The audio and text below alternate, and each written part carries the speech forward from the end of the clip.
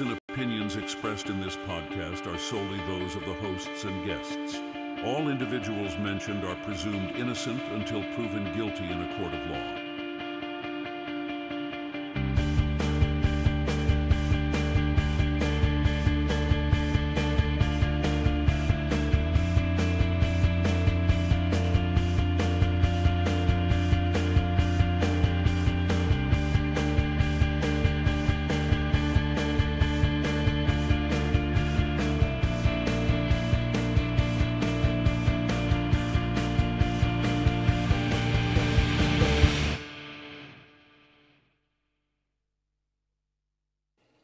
Hello, everybody. Welcome to Moms for Justice. How are you? Hello. Good evening. Yes, I'm so Carolyn. glad we're on tonight. Yes, me too. And you are and I'm Jocelyn. Jocelyn. Okay. Anyway, yeah, it's good to see you. We have not been on for 2 weeks? Close. Yeah. We had a little bit of a things have been happening. hiatus. The days are kind of messing with us a little bit, so we apologize for that, but we are here tonight. So, Yes. anyway, we're here tonight to discuss Gabby Petito because that Netflix show, Gabby, just came out. And we both watched it. And we thought that we would keep her memory alive and we would talk about not only her story again and everything she's been through, but also some of the new discoveries that were in the Netflix show. I found the show very interesting and extremely moving. Yes.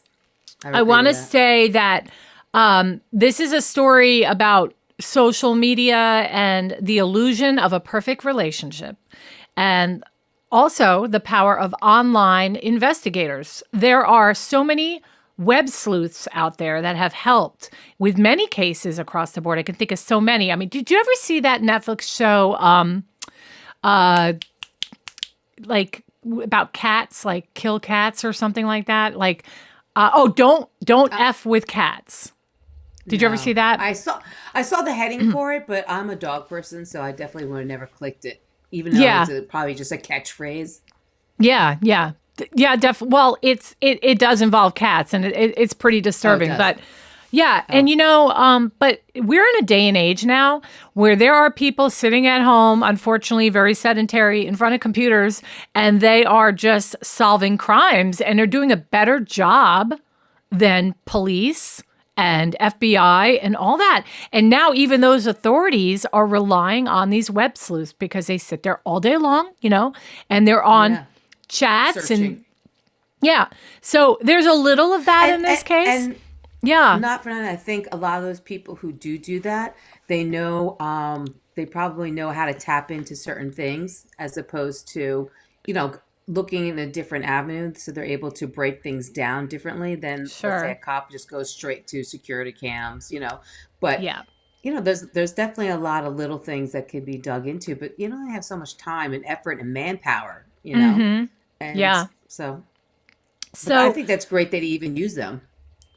I wish I could quiet that. Did you hear the dings? Sorry for the dings. All right. Oh. So anyway, this is a dream road trip gone very, very wrong.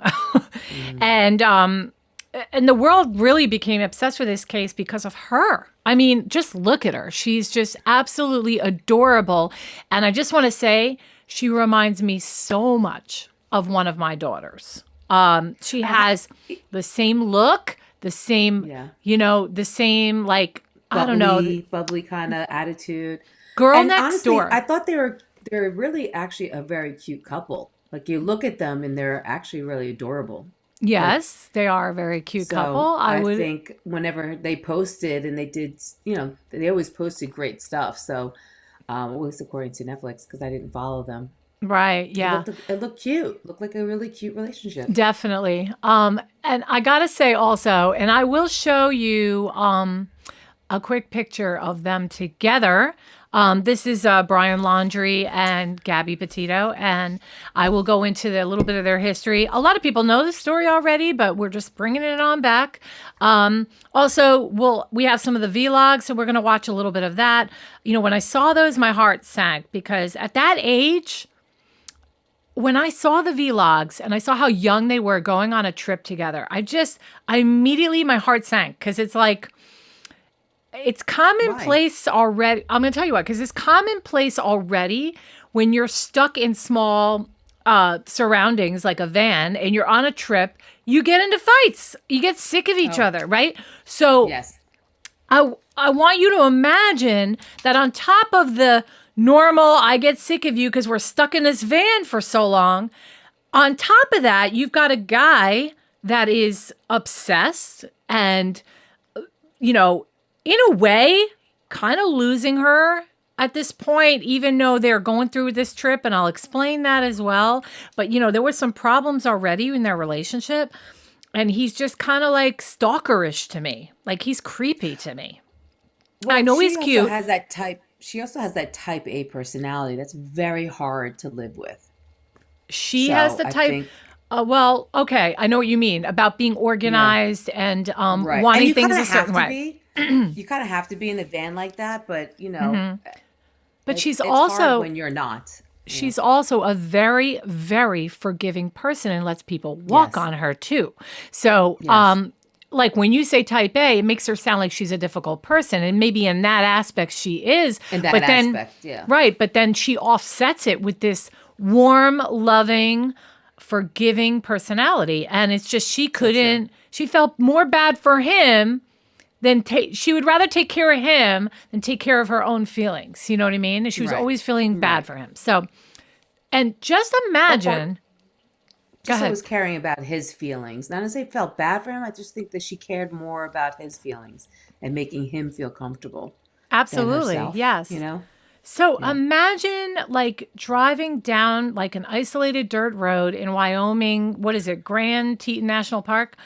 And just beyond a line of trees is this body of this girl. Beautiful, young. Life hasn't even started for her yet. She was lying on her side, wrapped in a sweater, completely abandoned there for a very long time. And there was no effort to hide it. No grave, no cover-up, just left there. So ultimately, that's the tragedy in this case. But we're going to go through a little small deep dive into her parents and her childhood. So, she was born Gabby Venora Petito in 1999 in New York to her parents, Joseph and Nicole. And she was the oldest in her family and grew up in Blue Point, Long Island. It's a suburban community known for like the whole close-knit feel. Her parents separated when she was young and both later remarried. Her mother, Nicole, married Jim Schmidt in April 2005, and her father, Joe, married Tara Petito in July 2005. Now, one of the things I noticed that I loved about her parents is they all got along. They remarried and they all still were tight. They were friends, and they it, of course, for the sake of parenting purposes, we're, what is the word they use when they're like, we're meshing for parenting reasons? I forgot. There's like a saying. I know what you're saying. Okay. It's, well, co-parenting. They're co-parenting. You mean like that? They're right. I think there might be another saying, but I'm not sure what it is, but I just think it was so healthy and so normal and so good for her.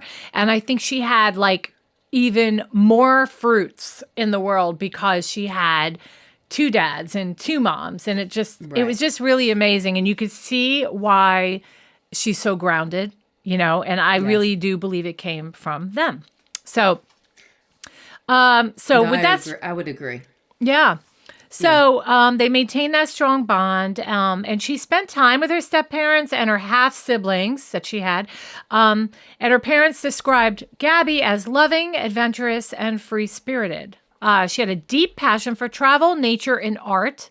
And she had a love for exploration and creativity, which later led to her wanting to document travels online, hoping to build a career as a social media influencer, which is like a huge thing today.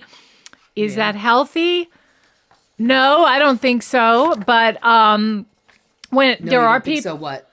I don't think being a social media influencer is necessarily a healthy thing. That's just my opinion. No, but it is a lucrative career. It is a lucrative career. Yeah. Yeah. And there are people, and I only say that not because in itself it's a bad thing, but it wrecks people. It really does. It like, how many likes do I have? How many shares do I have?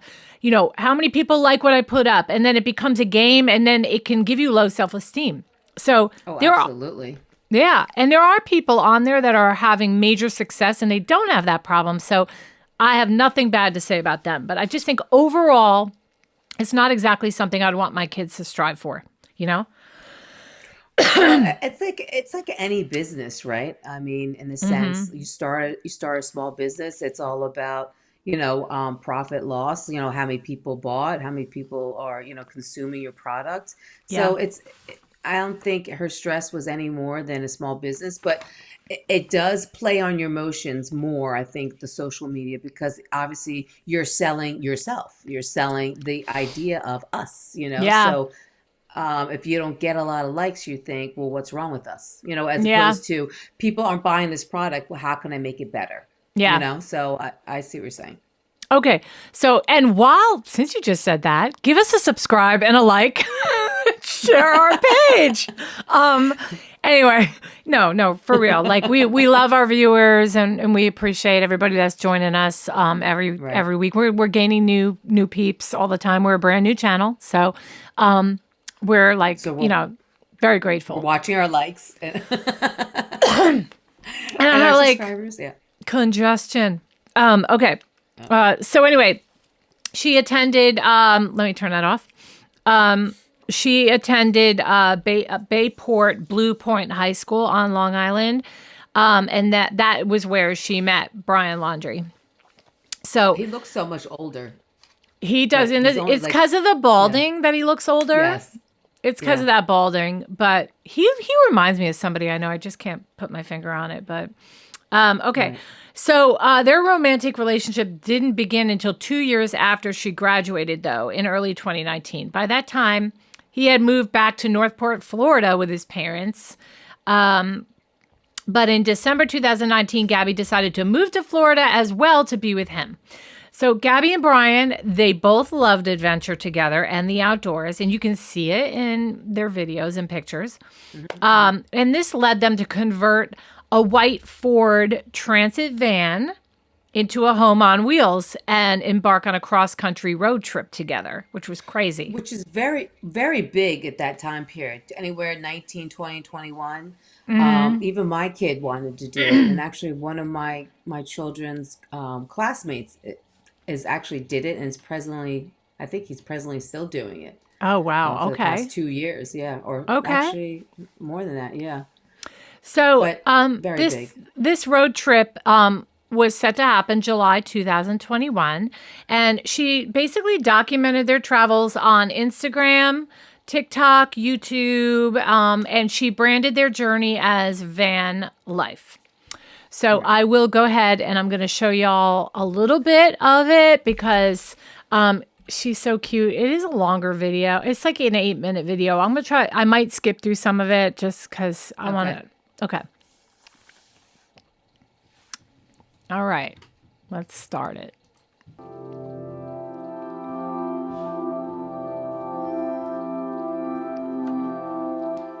Gabby Petito never goes outside.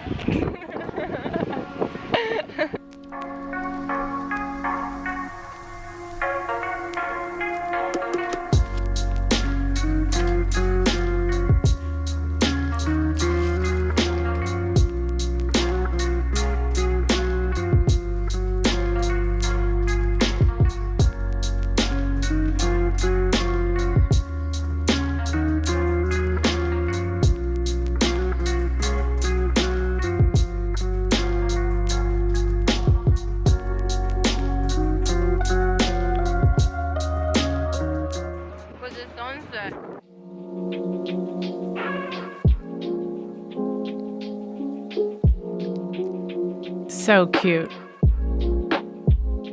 I love that she's using chopsticks.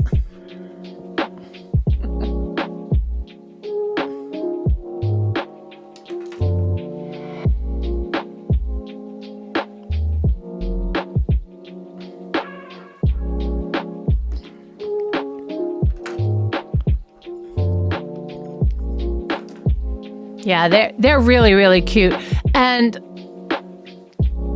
everything, I'd imagine that in the beginning, it would be so new and so like we're free and we're in love. And then let me tell you, I think it goes downhill pretty fast because when you're stuck in a little van like that and you're immature and you're in your early 20s and you don't know what you're doing, you can get on each other's nerves pretty quick. You know what I mean? They were together months on this road trip. They should have had a little bit of a break somewhere. Yeah, well, they do get a break. We're going to find out. There's a couple breaks. I mean like a break, like, go for X amount of months, come home, go back out. Oh, right. Well, they didn't even get through, it was like 2-3 months. Oh, you'll see. I'll give you I'll give you the exact timing when I go through the timeline. But very, very cute. Is this their actual post? This is, and it was the only one I believe that she was able to put up. This was it. This is what she was collaborating and putting together while she was on this trip. I'm gonna try to move to when over here. Hold on. Okay, let me hear her talk a little bit. Wow. Hello, and good morning. It is really nice and sunny today. It's only 10 o'clock in the morning, but it rained all afternoon yesterday. Oh my God! The tent is just coming in on me. The wind is so bad. I've just been sitting here like this for a while. So me and Brian just got up and got ready, made the bed in the tent, set up.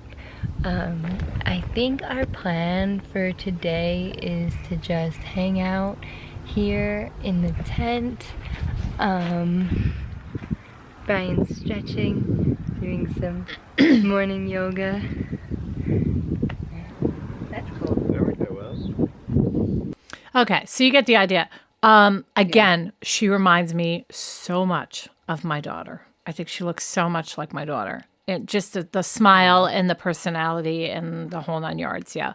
So, anyway, let's go through a little bit of the timeline for anybody who doesn't know, which I highly doubt. Is there anybody out there that doesn't know this case? I mean, most people know it, but we're going to go through it. I mean, I heard about the case, but it wasn't until I watched a Netflix show did I have any true understanding of what happened, Yeah. So. Okay, so June 2021, the journey begins. They embark on the cross-country road trip in her white Ford van. It was Petito's van. She owned it. Right. They plan to visit national parks across western U.S. She documents the journey on social media and maintains a regular contact with her family. Now, it's important to know that he did not like any of this. He did not like her recording him. He didn't like being involved in that. Reminds me of Shannon Watts and Chris Watts. You know that story, right? No. Okay. I'm talking to the people listening right now. Chris Watts did not want to be on social media, but his wife started a channel and she was selling all these nutrition shakes and she got very into it to a point that people were like all over criticizing her and all. Anyway, that's a whole other crime show that we'll do.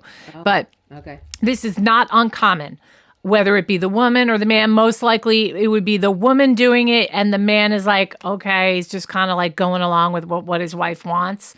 And, and then and I think why they go along with it is because it's money for them too, as a couple, right? So, but they're humiliated and they don't really want to be a part of it because... I mean, this is the reason why they're doing the van life, right? And he's probably trying to be supportive that this is a career that she wants to go down. Yeah. But you would be surprised a lot of times if they're not on camera, like they're in between shots, it's not uncommon for there to be like a whole different two personalities in between shots. Like, I mean, hey, would you at least look at the camera? You don't even act like you're into it. That happens all the time. And then it's all of a sudden, okay, press play. And it's like, hi, which is the illusion of this great, perfect life. And people do it on Facebook every single day. They only share the happy moments and really what's going on behind closed doors. Yeah. It's a whole different story, right? Oh, yeah. Okay. Absolutely. Right. So, I can go on forever about that. Oh, we could. And maybe at the end, if we have time, we can talk about it some more because it's really interesting how that comes about. So on August 12th, okay, so now we're like 2 months in, right? Or a month and a half in. They're in Moab, Utah, okay? And police respond to an altercation between Petito and Laundrie. And body cam footage shows Petito very emotional. And Laundrie is very, very calm.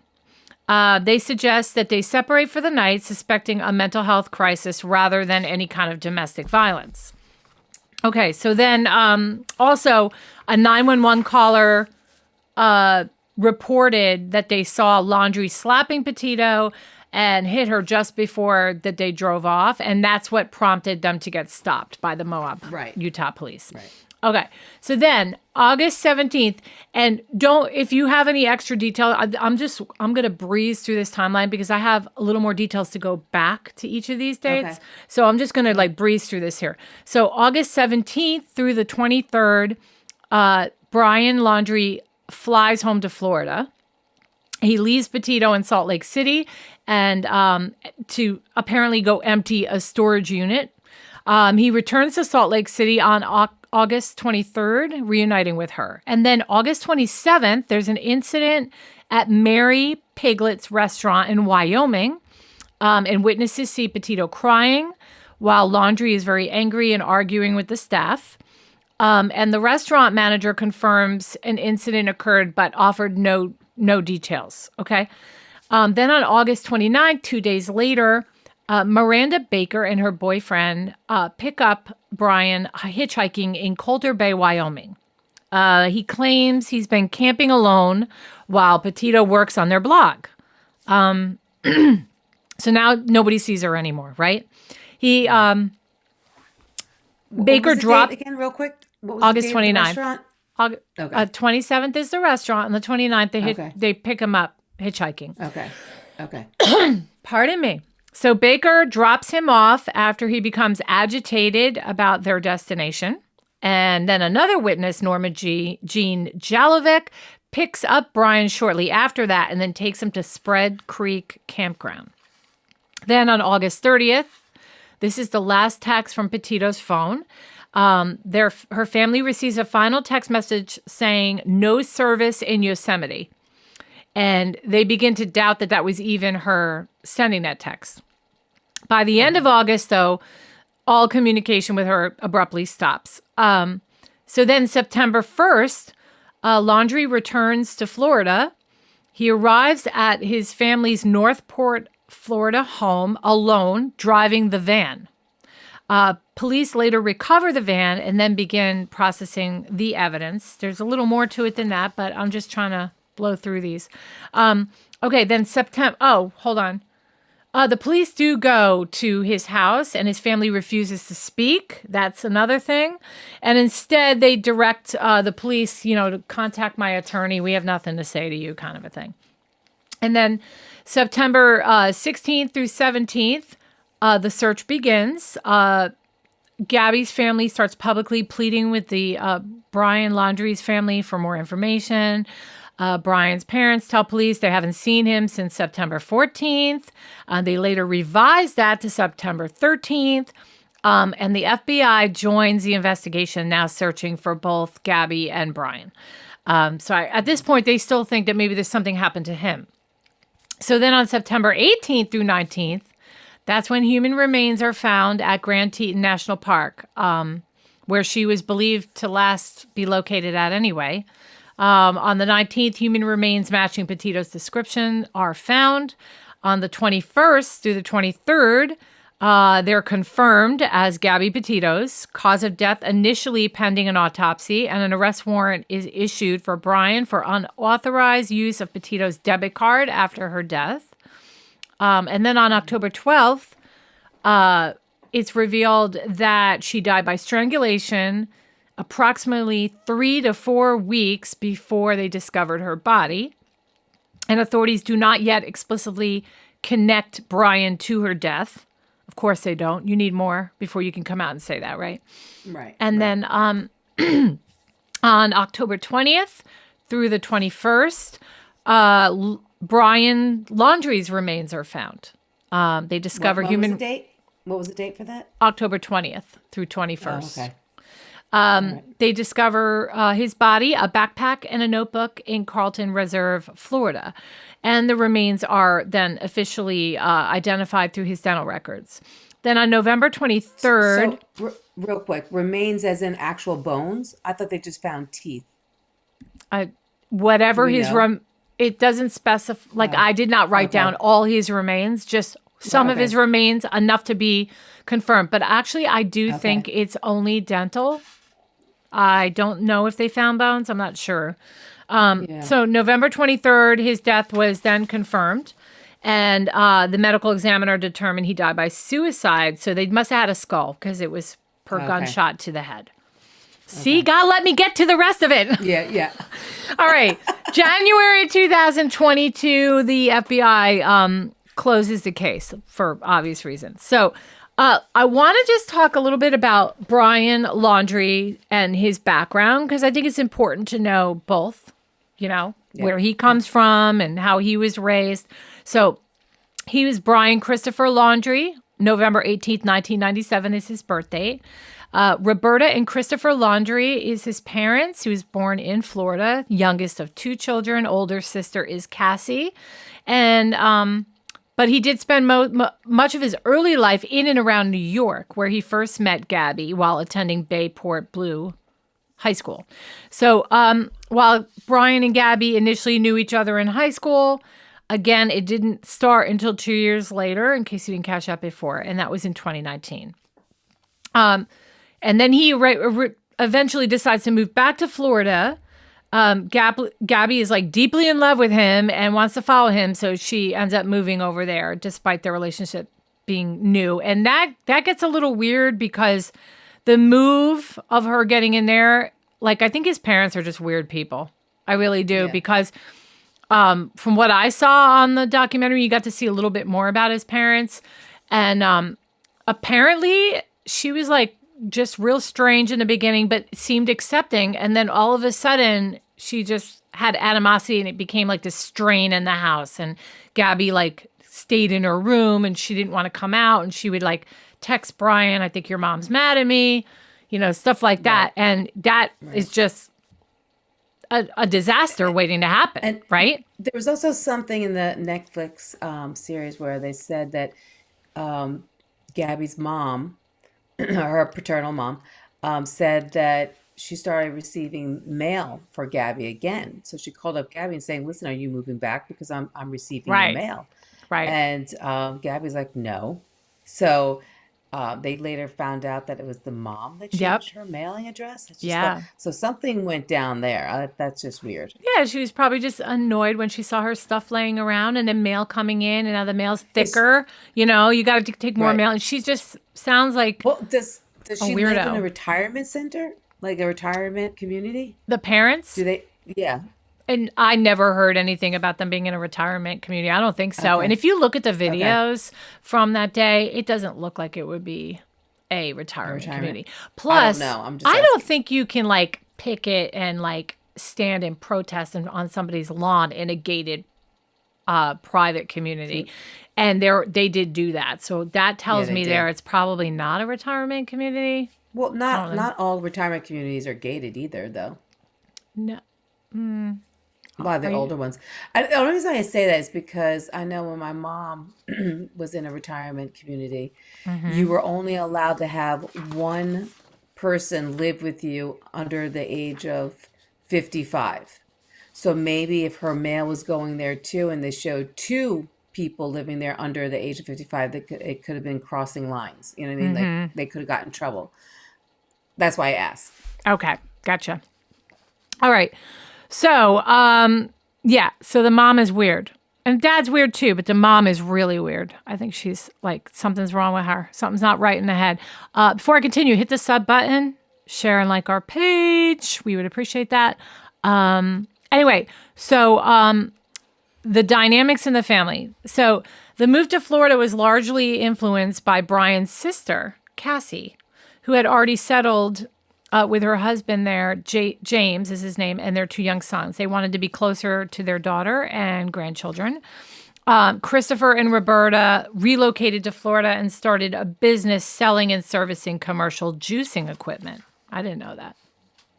I didn't learn that. Did you? Anybody catch that? Did you catch that in the Netflix? Because I didn't. No. So when Gabby moved, she lived with them, and while planning their dream of traveling the country in this Ford Transit van, they started reporting tensions between themselves and obviously also the parents, but specifically Gabby and Roberta. So the young couple then goes and starts saying, okay, well, we're going to go on this trip in July, which actually kind of saves her from this issue she's having by living there. So that worked out good. I mean, she was getting out of it, thank goodness. But so Gabby was last seen alive, like I said, per the timeline on August 27th. Okay. And she was also captured on a Whole Foods, like food store surveillance footage in Jackson, Wyoming. And the next known event came on August 29th when Brian called his parents, allegedly telling them that Gabby was gone.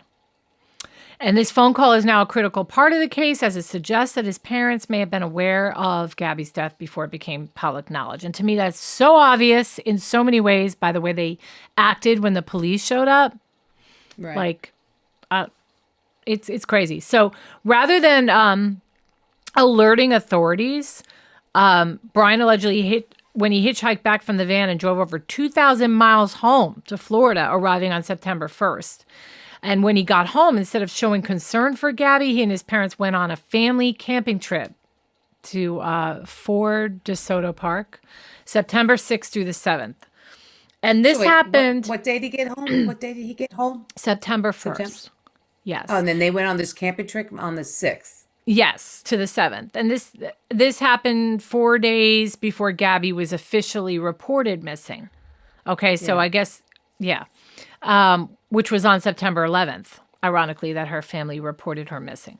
So when authorities arrived at the Laundrie home on September 11th, Christopher and Roberta refused to answer any questions, and they did not disclose any information about Gabby's whereabouts. The only thing they confirmed was that Brian was, in fact, at home, and they would later claim that he had left on the 13th and never returned. And then by the 14th, he was officially declared a person of interest, but he vanished shortly after. So his parents did not report him missing until September 17th, claiming he had gone for a hike in Myakkahatchee Creek Environmental Park. Did I say that right? And that created crazy speculation amongst the public, thinking that the parents basically helped him evade, helped him evade law enforcement. So adding to the controversy, investigators later found an incriminating letter written by Roberta Laundrie, his mother, in which she wrote, quote, "If you need to dispose of a body, I will show up with a shovel and garbage bags." Yeah. Also on that letter, in the beginning of it, she says, destroy after you read it. Why did he not destroy it? I just don't get it. He's a moron. Yeah, right? Classic. What are you keeping that for? Yeah, you're an idiot. Stupid. Yeah, absolutely. Total, yeah. What did I say? Oh, yeah. What a moron! Okay. Yeah, I totally agree with you on that. Like, what a dummy. Destroy it. Yeah. Just destroy it. I mean, it makes him look guilty too. So yeah. So, if he didn't want to protect his mom, he should be protecting himself in a sense, Mm-hmm. So we've got a self-inflicted gunshot wound to the head. Alongside his remains, which is obviously his skull and teeth, they found a notebook confession in which he admitted to killing Gabby. And this revelation confirmed what everybody already suspected, and that he was responsible and had likely been protected by his parents while evading the capture. Okay, so couple things. Let me go. I mean, I don't think, obviously, I don't think it was meditated murder or anything. I think it was just one of those freak accidents. Yeah, it was strangling, so maybe he was in a fit of rage. Look, something we strangle. Something we agree on. Something we actually agree on, because we never agree. Don't you have a soundtrack for that? I don't. I need one. Wait a minute. Don't take it personally. No. You always talk when I play something. Just stop it. It never fails. It never fails. Anyway. Okay. What were we saying? What do I agree with you on? What do I agree with Jocelyn on? I'm going to tell you right now. For once in my life, I agree that there was probably, not probably, I mean, we'll never know 100% because they're both dead, but that there's probably no way that it was ever premeditated. And I think he loved her, and he loved her too much, and he was obsessed. And I mean, but you only need 5 minutes to premeditate. You know that, right? Did you know that in the legal world, 5 minutes prior, you can plan? It has to be in the heat of the moment. So if he was mad at her and took a walk in the woods and took a whiz in the woods or whatever he did, went fishing and said, you know, I'm going to go back and I'm going to kill her. I am done. That is premeditation. Right. Do you agree with me on that? Yeah, no, yeah. Okay, good. I agree with it, yeah. But it's probably very likely that they got into a spat, and just like, you know, I'm going to show you guys in a minute a little bit of the spat that they had, because you get to see kind of the dynamics between them in an argument. But I mean, we've all been in arguments with our mates or ex-boyfriends that were pretty vicious. Yeah. But that either A, with your husband doesn't happen that often, or B, with your exes, the reason why you broke up with them. But you know, I think they had a lot of arguments like that.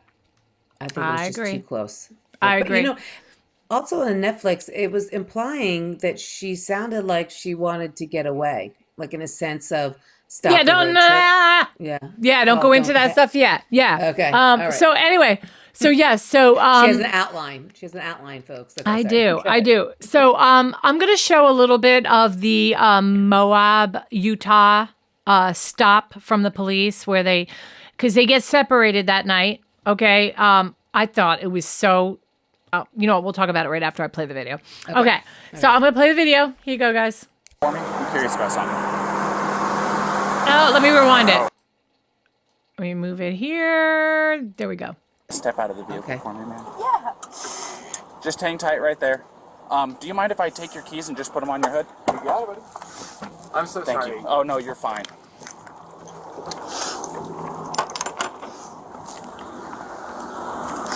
I'm going to go ahead and close your door. Okay. Why don't you come over here? She is so beautiful.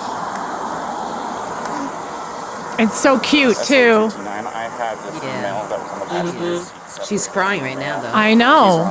She's so sweet. Yeah, I don't know. It's just, some days I have really bad OCD, and I was just cleaning and straightening up the back of the van before, and I was apologizing to him and saying, I'm sorry that I'm so mean, because sometimes I have OCD and sometimes I just get really frustrated. Not like mean towards him, I just like, I guess my vibe is like, I am like in a bad mood.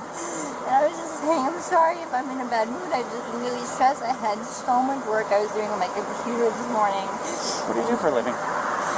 Well, I used to work at an organic juice bar, but I just Okay. quit my job. I'm waiting. I was a nutritionist. That was my job. Cool. And I just quit my job to travel across the country, and I'm trying to start a blog. I just have a blog and stuff. So I've been building my website. So I've just been really stressed, and he doesn't really believe that I could do any of it. So that's kind of been like I don't know. He's like down there. I don't know. We've just been fighting all morning, and he wouldn't let me in the car before. And then Why wouldn't he let you in the car?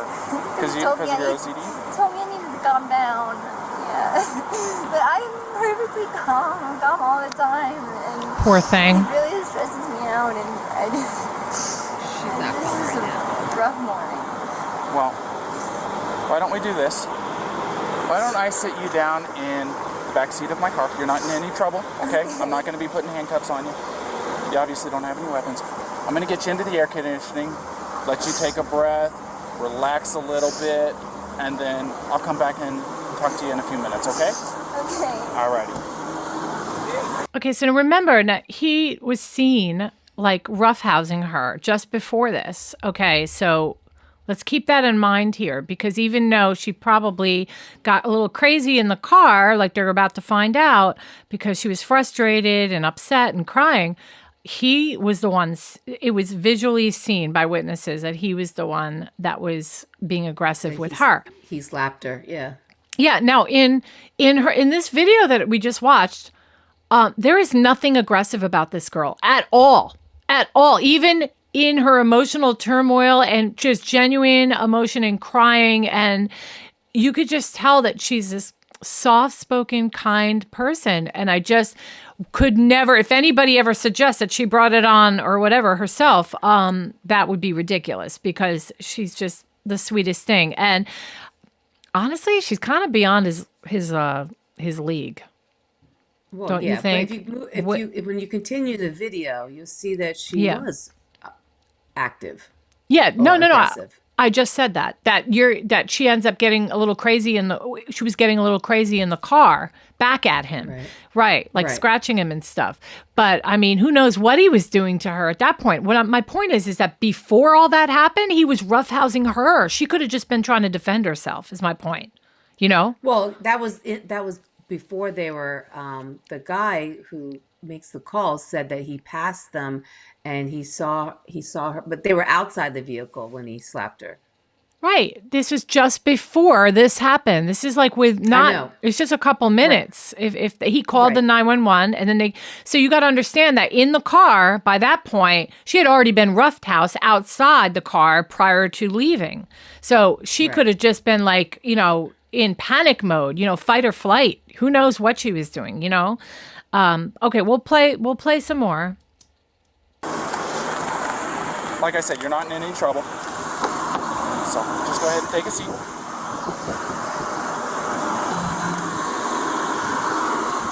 Watch your feet.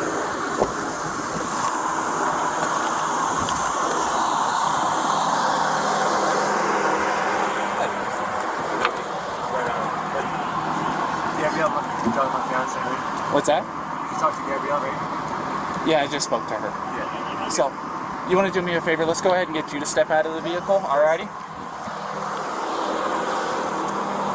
He doesn't even seem upset at all. Well, he's trying to stay calm. Come on over here.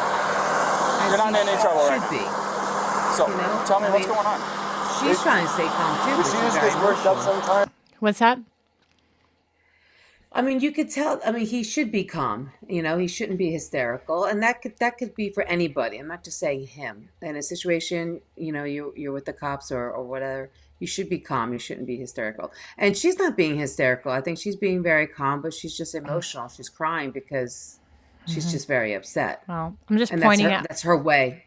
I'm just pointing out the fact that she is super emotional and crying, and he looks very calm. That's all. As he should be, though. You know what I mean? Like any guy or anybody should be calm at this point. And I think that she's being calm, but she's just crying because she needs more of an outlet. And I don't think that makes him like non-emotional just because he's not being livid or because he's not, being very vocal. He's just trying to, be calm in the situation. And I also think that I agree with you in a sense that he probably feels guilt too, Mm-hmm. Okay. And I try and really distance myself from her, so like I locked the car and I walked away from her. What happened this morning is that she's trying to start up like her own little website blog and everything, so I give her time. And we really had a nice morning, if anything, but she just got worked up because we were trying to get going and get our day going because we want to go like arches before this stuff every time. Okay. You want to tell me about those scratches on your face? She had a cell phone in her hand, that's why I was pushing her away, because she wanted I locked the keys so I could walk away. I said, let's just take a breather and let's not, go anywhere. Let's just calm down for a minute because she was getting a little worked up. And then she had her phone and was trying to get the keys to me. So I got in the way. I was just trying to, I know I shouldn't push, but I was just trying to push her way to go, let's just take a minute, step back and breathe. And she got me with her phone. Can I see your hand? Oh, you got a mark right here. Oh, that's from a wire. That's from a wire? Yeah. You want to tell me about hitting that curb? Hitting the curb was her grabbing the wheel. She grabbed the wheel? Yeah. She said, I can't believe we're getting pulled over, and then she grabbed the wheel. What about the speed? Did she take over the... No, take over the pedal on you? If I was going fast, I'm sorry. No, it's probably just the moment of, I'm still shaking now. The adrenaline, seeing the lights flashing up, and then her He actually is a little nervous. So if I sped up, I'm sorry about that. Or if I was speeding beforehand, I'm sorry about that. Yeah, it took quite a bit to catch up to you. So, yeah. I'm sorry about that. We're just going into the park again to get water because we have a 6-gallon water container to fill up. So we're just grabbing water for the hike. Okay. And I was trying to keep everything calm and quiet because there's plans still to go for a hike. But then she goes, I'm really sorry about that. Of course. Do me a favor. You want to go ahead and just take a seat right over here on the curb for me? And if I was speeding, I'm sorry. I want to apologize. You don't have anything in that pocket or anything like that, do you? Nope. Just the wallet? All right. And then, do you mind lifting your shirt so I can check the waistband? Turn around for me real quick. Perfect. Nothing. I just want to make sure. That's all, man. Go ahead, do me a favor, take a seat. All right. Oh, do you have your ID on you? In the car. If you want to come with me, no, we'll just do this. Just go ahead and take a seat. You come with me, I'll give it to you. No, you're fine. What's your first name? Brian. Brian? Is that layman spelling? B-R-I-N, yeah, and L-A-U-N. And then your last name? L-A-U-N. L-A-U-N. D-R-I-E. D-R-I-E? Yep. Laundrie? Mm-hmm. Okay. What's your date of birth, Brian? Okay, so at this point, they are like so sick of each other, I think. You know what I mean? And it all like came to a head and, getting into fights, living in close quarters like that, stuck in a van. I think she wanted it neat. He probably didn't keep things neat in the van, right? Yeah, right. The police then go and say, well, you go here and you go this way for one night. What I thought was really messed up was that he got the hotel room and she got the van.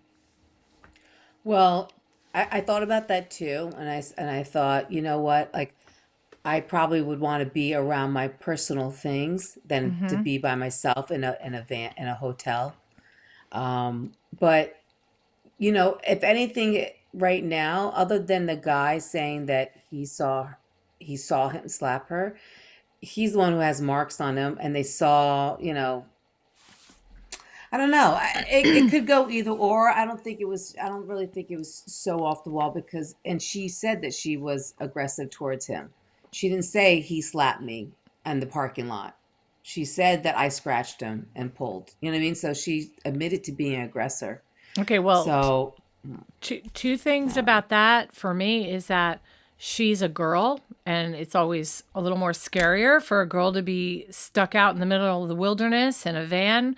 It would be probably a safer bet to have the guy be the one with the van and her being in a safe hotel room. So yeah, that's my opinion on that. And also you said, what did you say just before that? You said, about, well, she would be in her van. Like, it's like almost, it's her home. You know what I mean? Right. So it's maybe they viewed it like that. Like, you stay home and we'll send him out.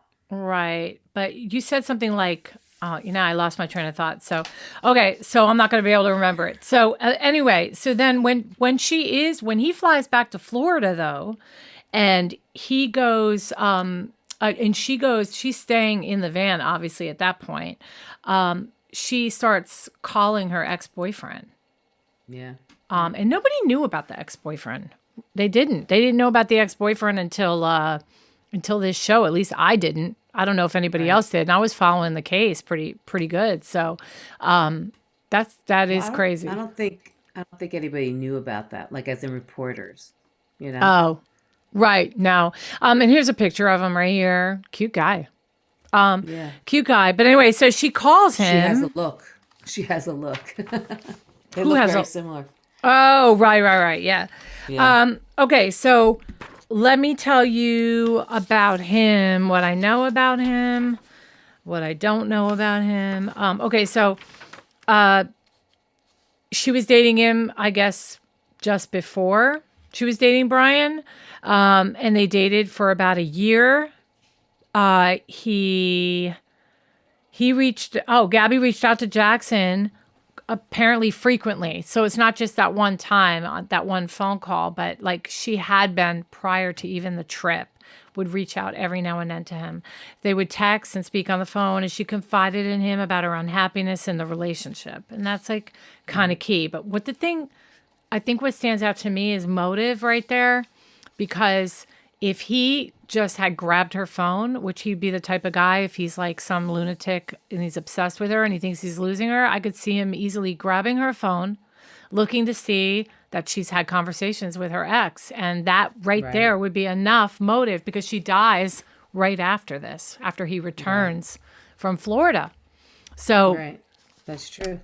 Yeah. And then also, she also told Jackson that she had a plan, a quote unquote plan to leave Brian, but she just didn't know how or when the right time would be to do it. So, so the ex-boyfriend believes that Gabby was afraid of Brian and wasn't sure what he might do. And he also told her that you should be really, really careful. So, and I don't know, I felt sorry for him. It looked like maybe he kind of was still in love with her, just the way he was talking. I don't know. He didn't say that, but I think maybe he was. Did you get that feeling too? I didn't, but I did feel like he almost feels responsible because he didn't answer that phone call that she called him right apparently that day that she went missing, and it was nighttime, or it seemed like it all lined up, but he didn't see the call, and I think he just feels kind of semi-responsible that if he just picked up the phone, it'd be different. I think honestly, I think that she probably, that was her first love, right? So that's her first real boyfriend. So I think she just kept on going back to him. And, Laundrie is a jealous guy. So he probably did find, I mean, it's a really good suggestion that maybe he found that Brian had found the calls that she was talking to him. Right. And they felt like she was cheating on him in that sense, even if it was just emotional. So it could have led to another argument, Yeah. They last spoke when she and Brian were both in Jackson, Wyoming, which is, the last place. And then she mentioned to Jackson that she had had food poisoning from a restaurant that she was at with Brian. And she actually tried to call Jackson again during that time, and he was at work and couldn't answer. And I think he probably felt really guilty, like you said before, that he wasn't there. Right. And that was the exact same day that she went missing. Did you know that? Yes, yeah. Okay. And that's what I mean. Like, that's why I think he feels guilty, because the phone call lined up to when she went missing. I do think, though, for Gabby, I think she probably did want to get away from him, and not knowing how to. I don't think at all, and I think most people, like, if they're in a love relationship in the sense, they'd ever think that their mate would kill them. There's no way. He loves me too much. You know what I mean? He would never do that. I mean, it would be an argument, that we break up, but I mean, who would actually think that? Yeah. And especially being so young and naive, she's not going to think that's possible. Even if it doesn't matter how bad their arguments are. True. He loves Very me. True. He would never do that. Yeah. Okay, so on the screen there is Rose Davis. She was also in the Netflix show. She was reportedly really. They refer to her as a best friend. I don't know if they were best friends, but they were really close friends. And she played a big role in shedding light on what was going on in that relationship. And that's really her primary purpose in this whole thing, is that she just knew so much about what was going on. So she's from Blairstown, New Jersey. I don't know if you knew that. Where is that? I don't know. Never heard of Blairstown. I'm originally from Jersey. Lynn lives in New Jersey. But by the early 2020s, she had moved to Sarasota, Florida with her family. She struggled with making new friends, and she used this app or site called Bumble to meet new friends. And so I thought that was weird. I thought it was weird. People do it all the time. Oh, yeah? I need a friend. So it's like Match.com for friends. Yeah, it is, because, you usually make your friends when you're younger, and then, or the workplace, but sometimes, it just doesn't happen. I don't know. I would think that like if I tried to make girlfriends, like female friends on a site like that they would think I was like gay.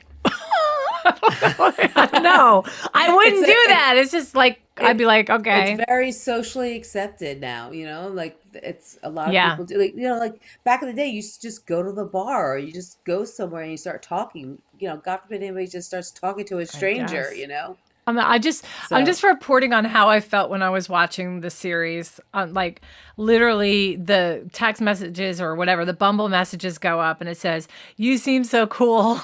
You seem fun as hell." And then I really want to be your friend. And I was like, okay, that's a little, I'd be like, okay, lesbian. I don't know. It just gave me that vibe. God. It just gave me that vibe. Rose responds enthusiastically, and then they gradually got to know each other before a meetup. I just thought that was so odd. I just, anyway, they became really, really close. They had a lot of similar experiences, and they shared a really good bond and a sense of humor that they both identified with. Her concerns were that she noticed early warning signs of control, manipulation, and toxicity in the relationship. Rose had recently left a very bad relationship herself, so she saw all these red flags very easily in how Brian was treating Gabby. And I don't think Gabby ever knew what it was like to be treated bad. I don't. I think this was her first toxic relationship because, I don't know, it's just my gut is telling me that she never had anybody like that. And she didn't know how to handle it. I don't think she took Rose's advice so seriously because, sometimes like when you have a friend that went through something, they're like, I just went through this. This is exactly what's happened to you. They almost like try to superimpose their problems onto you. Yeah, so maybe she probably thought Rose, I am not you. This is not my relationship is not your relationship. Just because it happened to you doesn't mean it's going to happen to me. Right? Right. Exactly. Yeah. So Rose said that he kept constant tabs on Gabby, even when she was just, with her friends or even at work. You know what I mean? God. Well, can I time out real quick? So, my son is now married, but when and even to this day, it's so funny when they first got together, like his wife or, his girlfriend at the time would say, oh, he's on his way home now. I go, well, how do you know that? Well, I have him on, we track each other. And I'm just like, don't even get me started on that. Yeah. And then and she says, yeah, he had something for lunch. I'm like, how do you know? Oh, we text when we were at lunchtime. And I'm just like, is that like, maybe it's just that age range that maybe it's what they do. Like, I don't ever remember, even now, like I talk to my husband in the morning and I get home, but these relationships nowadays, they're just constantly texting each other. What are you doing? Where are you? Or not even say where are you, because they just look up their location. Oh, I see you're in Clifton, New Jersey, or whatever. But so when she says that, they were constantly tabs on each other, I think that's very common in that age range relationship. I think people just normally keep tabs on each other. So it sounds bad to our ears, but if anybody here, if you're in a young relationship or you're young in your relationship, do you keep tabs on your significant other? Like, isn't that very common? I'm finding it's very common. So is that fine? We have like that Find My Phone, so it's the Google where you could track. That's what everybody's using, right? And there's Find also My Phone is Apple. Yeah. Okay, so there's Find My Phone, and then there's another one where like people, I don't know why I always blank out all the time, but there's this app that you can get where you can like, thank you, Life 360. Yeah. Okay, so we tried that for a little while. And we didn't like that actually that much. But anyway, we have Find My Phone, and it's very good for my family. Like I'm married and I've been married for a very long time. And sometimes, he's just not, he could be in a doctor's appointment and that doctor appointment is taking forever. And maybe I know he's got to be in a meeting and I'm concerned. So I'm like, well, I hope he's okay. So I'll just quickly pull it up, Find My Phone, right? Right. And then definitely on my kids. For me, I want to know where my kids are at all the time, and I'll stalk my own kids. But you're not the only. Apparently people do it all the time. I don't.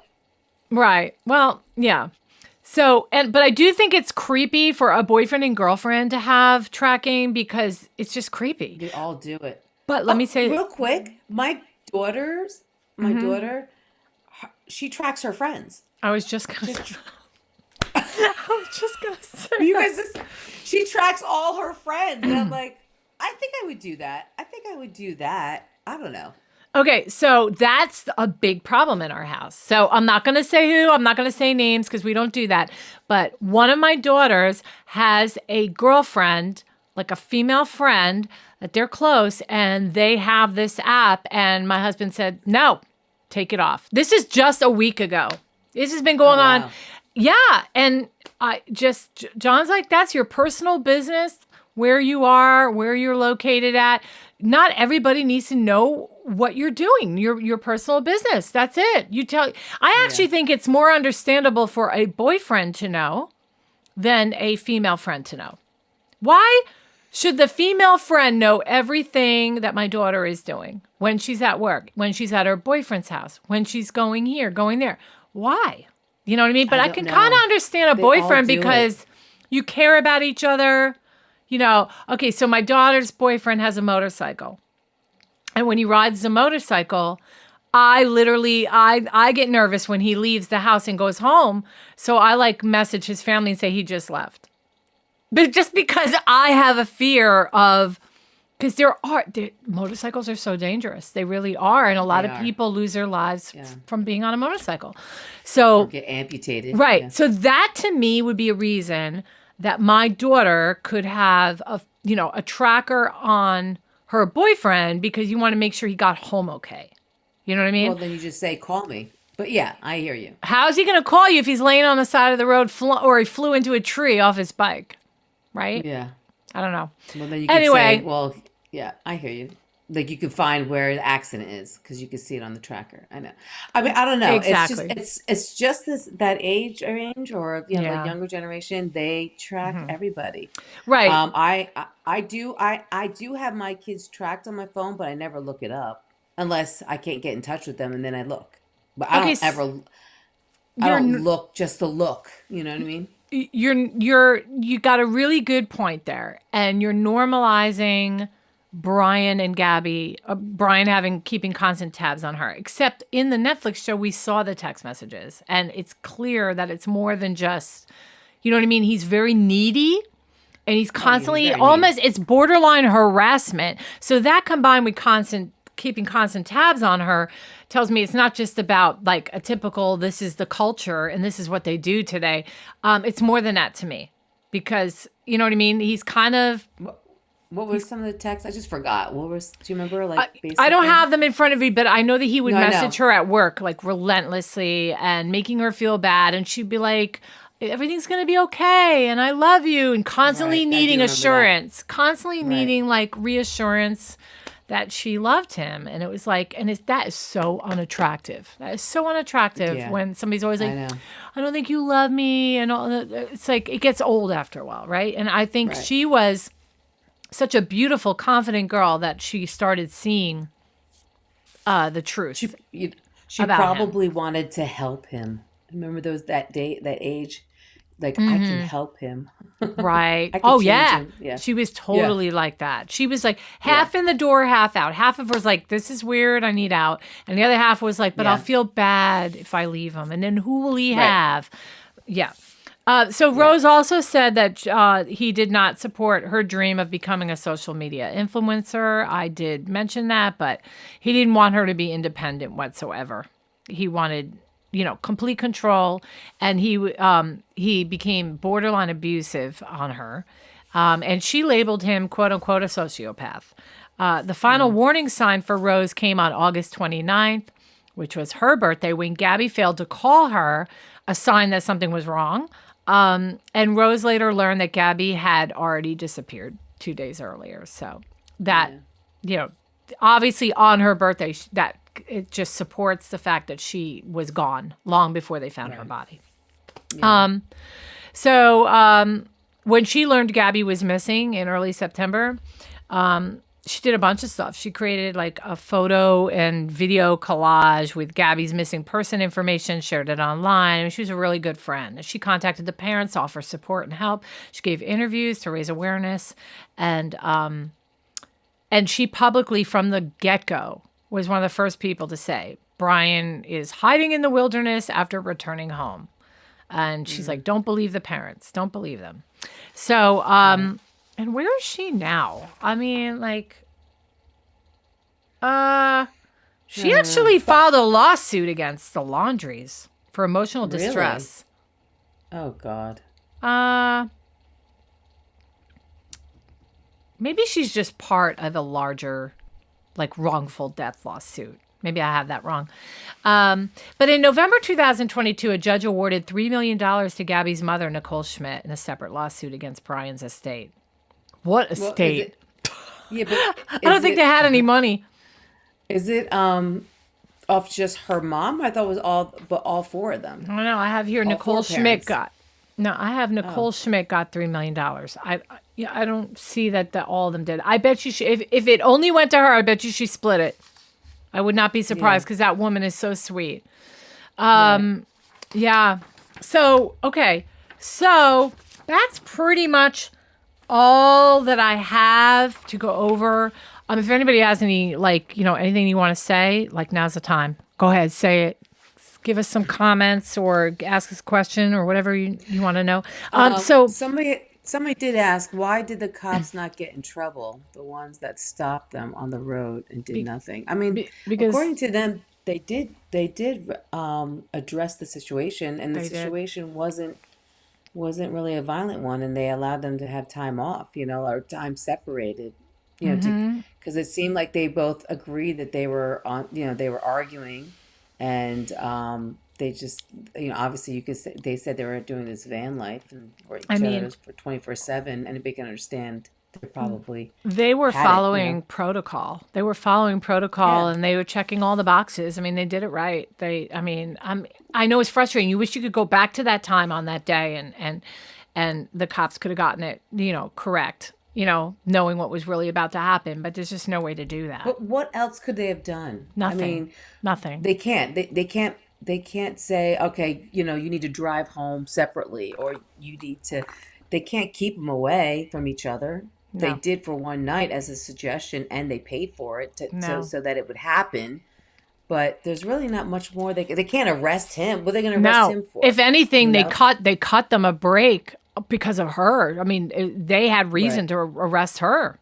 Right. I think it would have been a bad choice, and I'm glad they didn't, because now we know there's a bigger picture here. But I mean, you can't blame the police. There's only so much they could do with what they got in front of them. You know what I mean? Right. And I actually thought they did pretty well on what they did. Were able to do. Yeah. Okay, so just so you guys know, the social media did play a crucial role in solving this, okay? So the dash cam footage from the travelers that helped pinpoint Petito's van leading to her discovery, that was so crucial. That pivotal to her discovery. Oh, yeah, absolutely. And I actually have a section of it I can show you. Where let me see if I on August. Wait, hold on. Let me pull it up. If I found that video on my history of videos, I would have been so excited and been like, "Oh my God, I have it! She's right here." Right? It's like 2 seconds. I can play for you. And by the way, I know that she was found. You said not covered up, just laying down. She was found laying down, and in a sense, like he couldn't cover her up. Right? He couldn't make it look like he was trying to hide the body. He had to make it look like she chose to be there and she whatever. And in his journal, the journal they found, he came up with some crazy cockamamie story that she had gotten injured. And she, I don't know if you knew this, because I don't think they even mentioned it in Netflix, but everybody knows this. In the journal, his story is that he did kill her, but he mercy killed her. And he mercy killed her because he said that she fell while they were hiking, and she got so badly hurt and was screaming in pain and there was no help around for a certain amount of time, and that he killed her to get her out of pain because he loved her. That's what he said. Anyway, here's the actual footage. It's like, you're going to kill yourself. You might as well just fess up. Just say what happened. Yeah. Not make you try to look good. Okay, so this is the actual footage from the bloggers that found her van. We saw it again, but here it is on the left. So. And I slowed it down so you can possibly see it a little bit better. But kind of freaky for a late Saturday evening, but we just kind of had a brain fart. Oh my God, there's that van. So if anybody can help, I know the FBI is looking for all the help they can get onto the case. Yeah. Okay, so that's the Netflix show, and that's what we learned from it. The big thing for me was the ex-boyfriend. That was huge for me. That was really big because that to me said, oh gosh, he probably found out that she was talking to the ex-boyfriend, and she was probably calling, she called him literally the day she went missing, people. It is on the phone. It shows she tried to call him. Unfortunately, he couldn't pick up because he was at work, and then she goes missing that day. Maybe she was calling him and he was like, who are you trying to call? Kind of thing. Yeah. And maybe he read the messages and thought, like, what, you're going to leave me? No, you're not, Maybe. Yeah. You can really construe a lot of different scenarios. But I almost feel like if you're going to commit suicide, you might as well just tell us exactly what went down. Don't make yourself try to look good. Mercy kill. Who's going to believe that? She's such a cute, sweet girl, and it touches my soul. This case, she's just living life, Just. I do want to bring up the fact that it was her stepfather who went to that park and posted to search. To do the search, to post the pictures, to get on the news. This is her stepfather. So it's a really close family. And by the way, before they went on their journey for this van life, they drove from Florida all the way to New York just to say goodbye to her parents before they started the journey. Yeah. Like, who does that? Like, who goes all the way north just to go all the way west? You know what I mean? Like, so they literally, so that's how close-knit the family was. Like, she made it they made a decision, or she made a decision that she had to go see her parents one more time before they set off. Yeah. You know what I mean? So they went out of their way. So awesome. Right. So, and they're so strong, these people. I also wanted to bring up the fact that I know that there was some backslash saying that the only reason why that she got all this media was because she's some white girl, who died. And the father, of course, he defended it, and then he did do his own little research. And actually, it's kind of true. There's it's 4 times the rate of white women who are lost in these parks, right?